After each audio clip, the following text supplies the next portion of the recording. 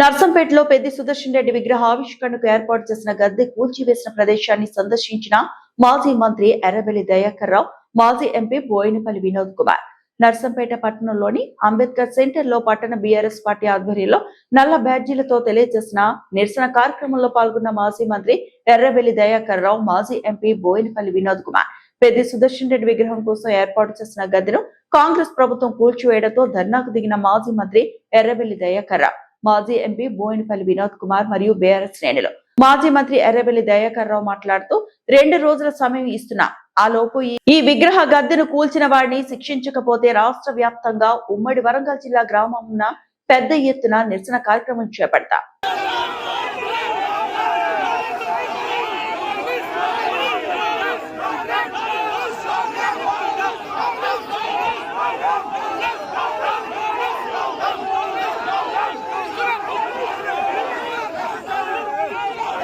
మరిన్ని అప్డేట్స్ కోసం మా ఛానల్ని సబ్స్క్రైబ్ చేయండి.